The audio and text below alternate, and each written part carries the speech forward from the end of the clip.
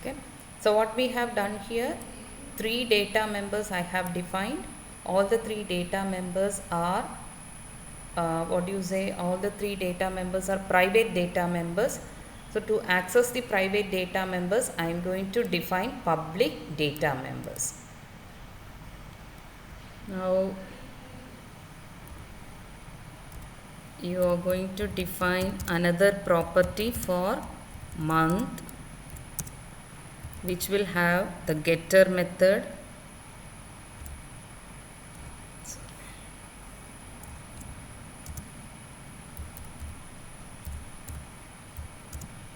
which will be returning the month value.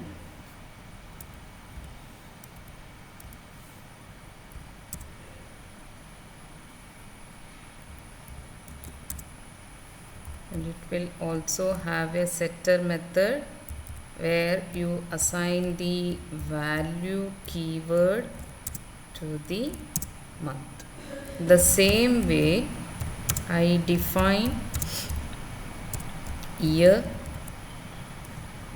for getting the year value.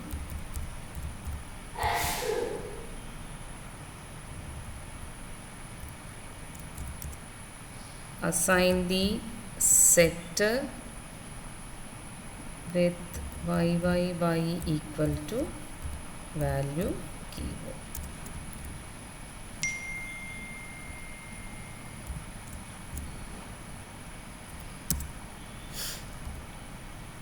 So that's it. Now what happened?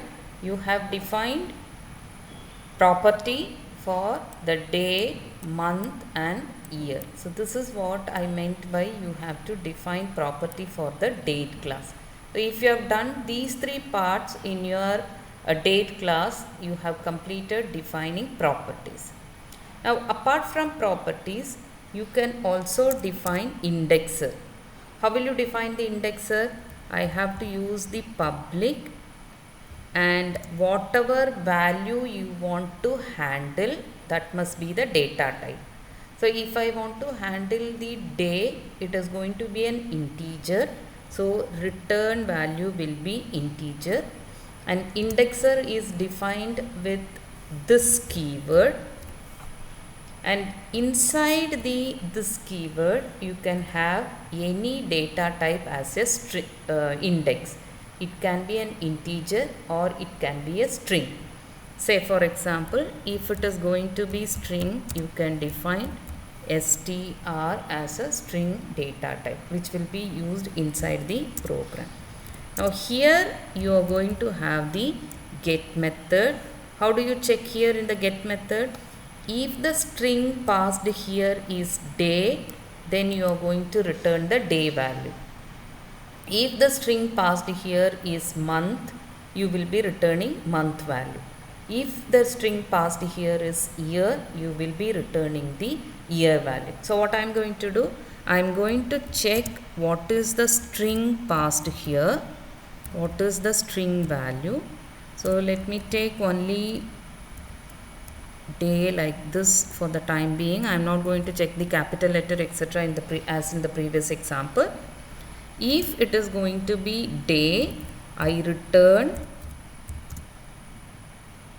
dd value. Else what you do, you check whether string is equal to month. Then you are going to return month value. Else you check whether you have passed the string year. If so, return year value. Else, if the user has not passed any of these three values, you are going to return 0 to say it is an invalid value. Sorry, not 0. Close the getter method. You have completed the getter indexer for the date values. The same way I have to define the setter method. So let me just copy and paste this for the setter method.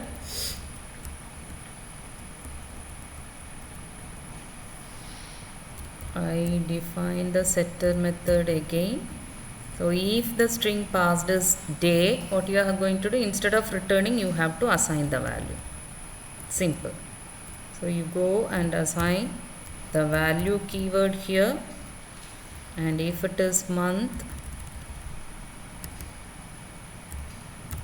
assign the value keyword here for the year, and if it is year, you are going to assign the value keyword. Otherwise, you assign 0.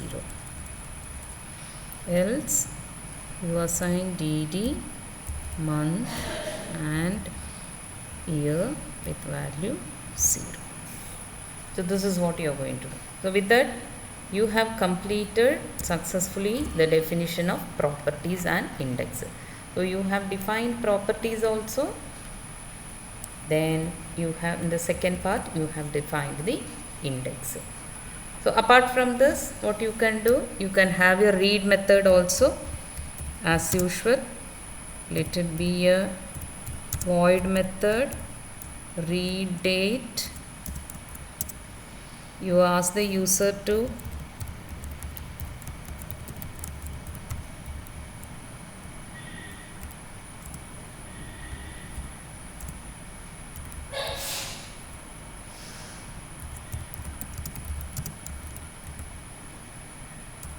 enter the date,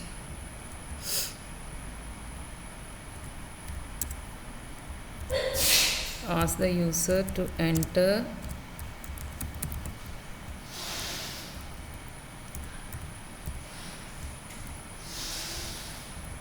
day first,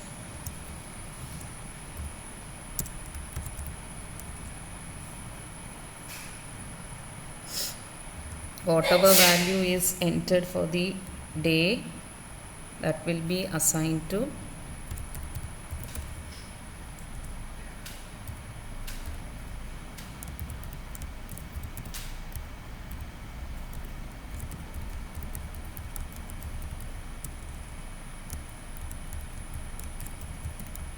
read line. So console.readline will be reading a string, and the string will be converted to integer, and that will be assigned to day. The same way I can do for the month.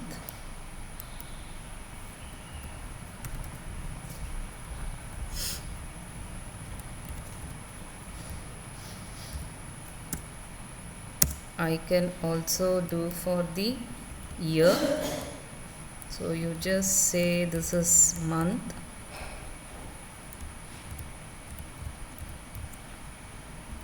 assign the value to month, assign the value to year,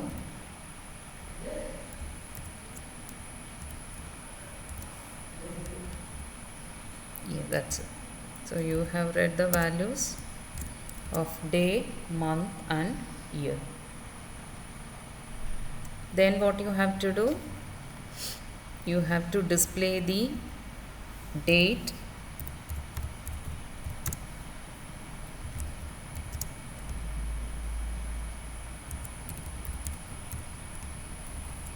display. So for displaying, you say console dot hello. Yeah.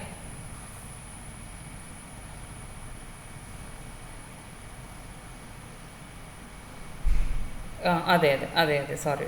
Very good, Kirtana. Else you have to again check it. Very good, Kirtana. Thank you. Else if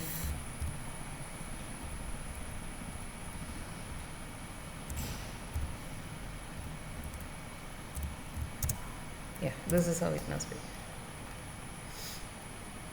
Then you are going to give a write line, and you want to display it in the date format. So what will be the date format generally?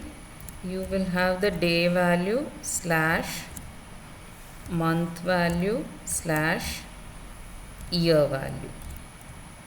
So this is going to be the format for which you pass dd, month and year.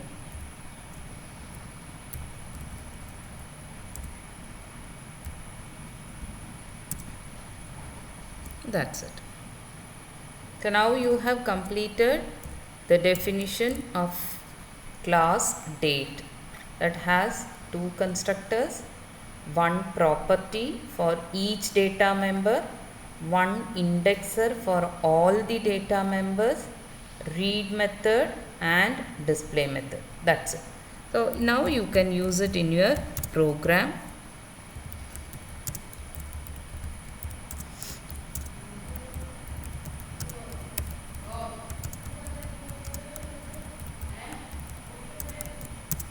You can define a date object now.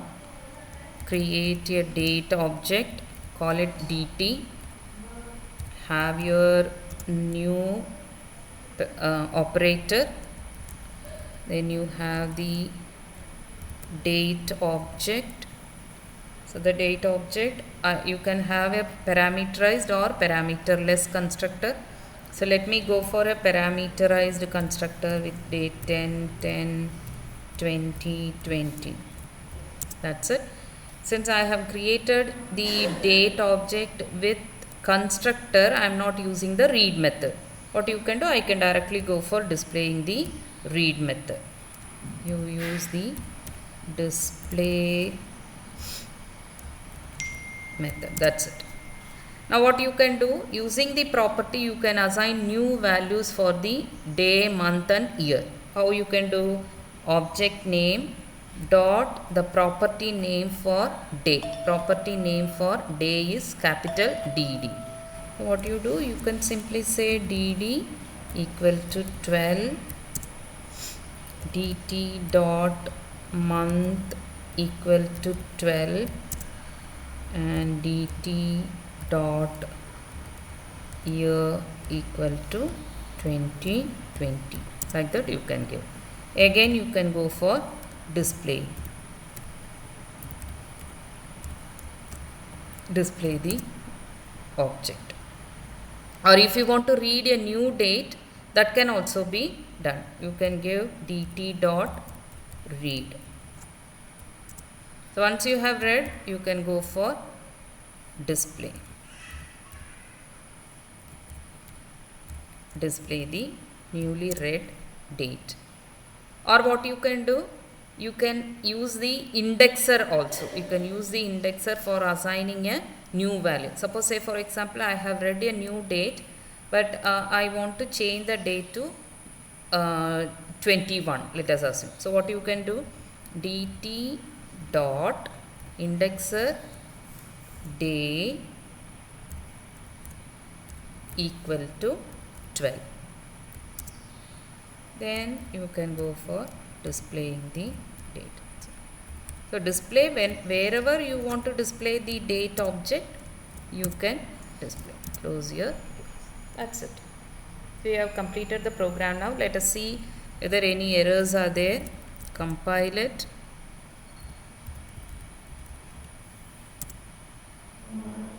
There is an error.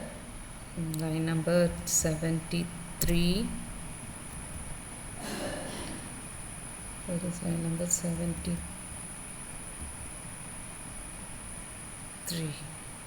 Sorry, it is not dt dot indexer.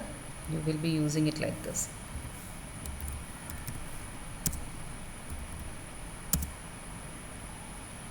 Date does not contain a definition for display. Line number 66. My display method is not having capital P, it is small p. No errors are there. Go for compiling it.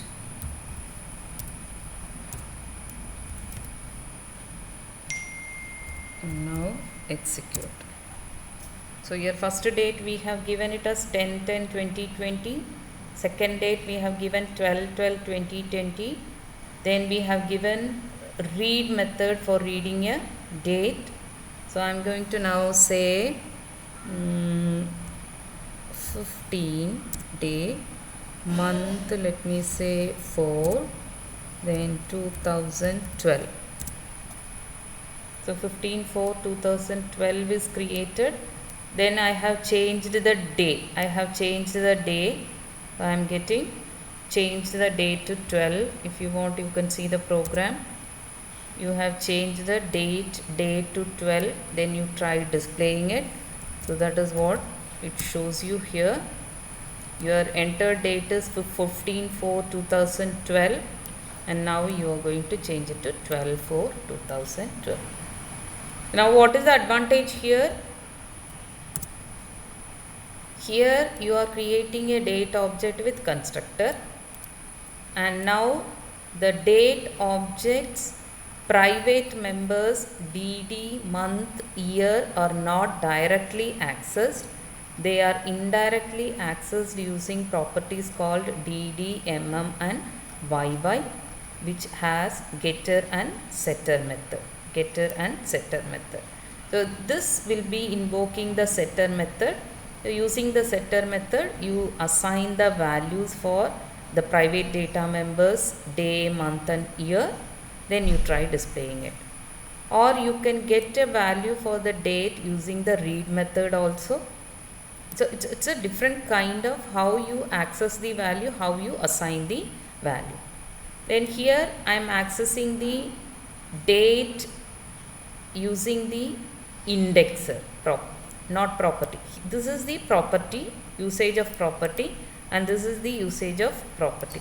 Now here you are assigning it. Suppose, say for example, you want to get the value. That is also possible. What you can do, I will show you a statement here where you use indexer to get the values.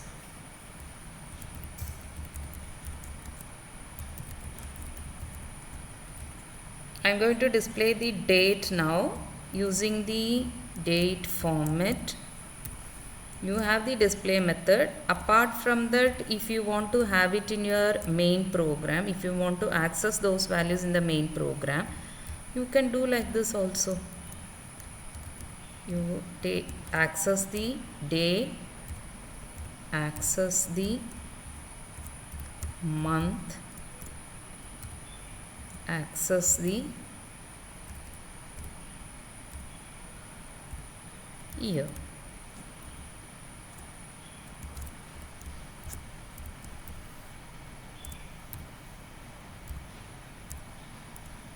Close the parenthesis. Now if you run this program again, compile it, run the program, enter a date, let me say 13/7/2014.